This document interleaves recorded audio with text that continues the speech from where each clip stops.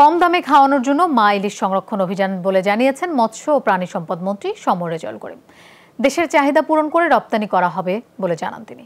দুপুরে চাঁদপুর মোহনপুর ঘাটে মা ইলিশ সংরক্ষণ অনুষ্ঠানের উদ্বোধন করে তিনি একথা জানান।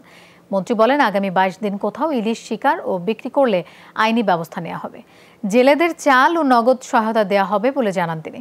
মন্ত্রী বলেন, মা ইলিশ সংরক্ষণে দেশবাসী মানুষ সহায়তা না করলে সব আয়োজন ব্যর্থ হবে। এ সময় মৎস্য সচিব বলেন, ৭,৪০০ কিলোমিটার অভয়াশ্রম রক্ষায় মাঠ পর্যায়ে প্রশাসন তৎপর থাকবে। মাছে বাংলাদেশ স্বয়ংসম্পূর্ণ হয়েছে। আমরা এত বৃদ্ধি করব যে সেই বৃদ্ধির মাছ বিদেশে রপ্তানি করে বাংলাদেশ ব্যাপক বৈদেশিক মুদ্রা পাবে, বাংলাদেশকে উন্নত করতে পারবো। আজকের এই মৎস্য ইলিশ মাছের মা সংরক্ষণ জাটকা নিধন না হয়, এই জন্য আমি চাইবো আপনারা সকলে সচেতন হন, সকলের কাছে এই বার্তা পৌঁছে দেন যে কোনোভাবেই আমাদের এই ক্ষতিকর ভূমিকায় কেউ যাবেন না।